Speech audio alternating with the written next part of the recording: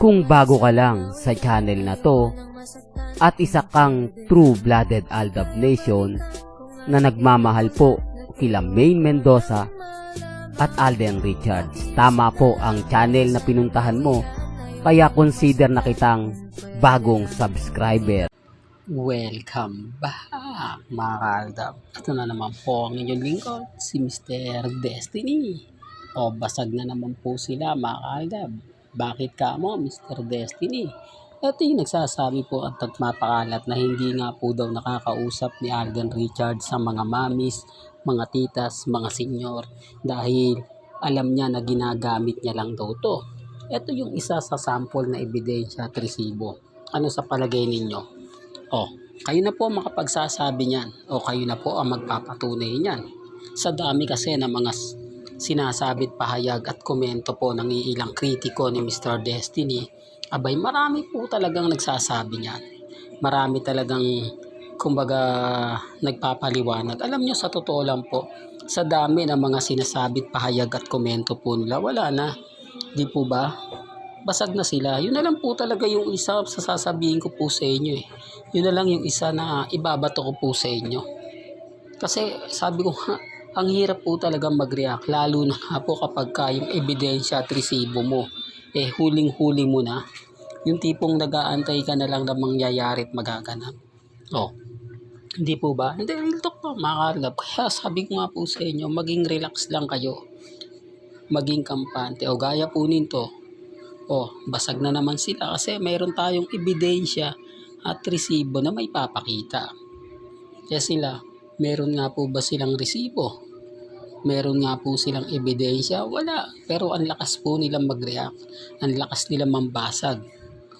Kaya nga sabi ko sa inyo mga ka-Aldab, may mga kaganapan po na eksklusibo na nangyayari po kay Alden at sa mga fans na minsan hindi na nga po ipinalalabas o hindi na nga po ipinapakita. Yung tipong kumbaga sa loobin na lang po nila. Lalo na po kung mga private event. Hindi po ba? Na sasabihin ni Alden Richards na wag nyo na pong ilabas itong mga mangyayari, magaganap ngayong pagtitipon natin. Sino naman po ba kaya ang taong kumbaga gagawin yun kung isang Alden Richards o Maine Polgerson ang nakikiusap? Hindi po ba? Ito yung patunay ko mga ka-Aldab na buhay pa rin po ang Aldab Nation. Taliwas po sa mga pinapakalat nila. Taliwas po sa mga sinasabi at pahayag po ng mga iilang kritiko ni Mr. Destiny na wala na nga daw pong fandom o tapos na ang Aldab Nation. Ngayon, guilty na naman sila. Hindi ko alam kung ano na naman po sasabihin nila pagkatapos nilang mapanood itong video na to. Hindi ko alam kung ano na naman yung iahayag nila. Kaya nga po sabi ko sa inyo, si Mengay nakikita sa McDo. Kaya lang siyempre hindi mo siya agad-agad mabibidyohan ng matagal. Parang normal lang po kasi kay Mengay na bibisita sa McDo. Doon nga po yan nakatira sa Bulacan. Sa likod bahay nga po. At si Alden Richards, hindi nyo naman po mapapansin kung pumapasyal siya sa Nuvali, saglit lang siya ron. Di po ba? Papansinin nyo na naman po si Mama Ten. Na dapat talagang totally alalay yan ni Alden Richards. Pero may mga bagay-bagay po na humihiwalay po talaga si Mama Ten ang lakad. Si Alden Richards na rin po nagsabi na si Alden hindi nawawala, o si Mama Ten hindi nawawala sa tabi niya. Pero pansin nyo, simula po ng mga bagay-bagay ngayon, hindi na siya gaanong napapansin. Baka siyempre may react na naman yan. Hindi, ganito ganyan. Remind ko lang po sa inyo, sa mga nagpapakalat po ng issue kay Alden at kay Catherine at kay Nadun Lustre, wala po kayong resibo. Wala kayong ebidensya. Wala po kayong pagpapatunay. Pero ako, hinahanapan nyo ng resibo. Hinahanapan nyo ng ebidensya. Pag nagbigay naman tayo ng ebidensya, sasabihin nyo wala ng fandom. Wala ng Aldab. ano to? Di po ba? O baka sabihin nyo, hindi, mga Alden fanatics din yan. Mga mamis yan, mga titas, mga senyor. Hindi po lahat dyan Alden fanatics. For the record lang po. Kaya nga sabi ko sa inyo, mahirap po talaga magsalita. Mahirap magkomento.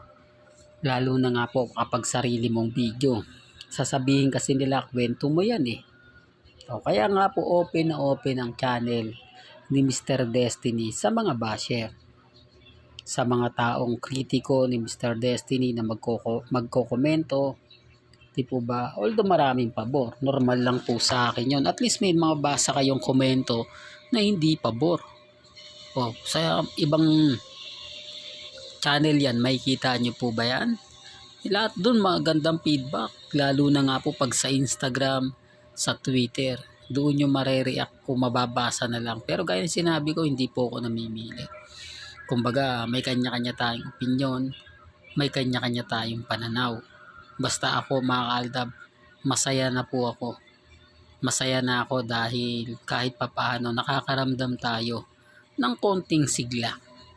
Nakakaramdam tayo ng saya kapag nakikita natin yung mga ganitong pangyayari at nagaganap po kina Mengay at kay Alden.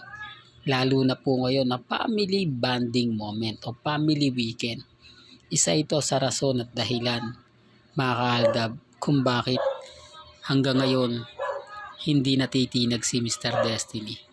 Kung bakit hanggang ngayon matatag at kampante si Mr. Destiny dahil din po sa mga taong nagmamahal kay Alden. Dahil din po sa mga taong sumusuporta at nagmamahal kay Mengay. Di po ba? Ang Aldab Nation. Kaya wag po kayo maniniwala na konti na lang tayo. Marami pa po tayo. Dahil yung iba po nananahimik lang. Yung iba po nag-aantay lang ng tamang pagkakataon at tamang panahon. Hindi naman po kasi agad-agad yan eh. Di po ba na kapag sinabi nila na ganito, ganyan, diba? Yung iba po kasi nag-aantay lang. Malay nyo. Di po ba? Magdilang anghel na si Mr. Destiny. Yan naman po yung pinakahihintay natin. At syempre, ng buong fandom. Kaya relax lang po kayo. Di po ba lagi kong sinasabi, maging matatag at maging kampante. Hindi po ba? Real talk mga kaaldab. Kaya sa mga bitter po dyan, wala po kayong magagawa kundi tanggapin ang katotohanan na marami pa rin pong Aldab Nation. Sa mga nagre-react at nagkomento, nire-respeto ko po kayo at ginagalang. May kanya-kanya tayong opinyon at pananaw. Hanggang dito na lang po ang ating latest updates. Kaya kung gusto nyo pa po ng pinaka-latest at sariwang update, abay tumutok lang po kayo dito po sa channel ni Mr. Destiny para updated kayo sa mga bago at sa mga latest na i-upload po natin maya-maya lang. Hanggang sa muli, salamat po sa panonood at pakikinig.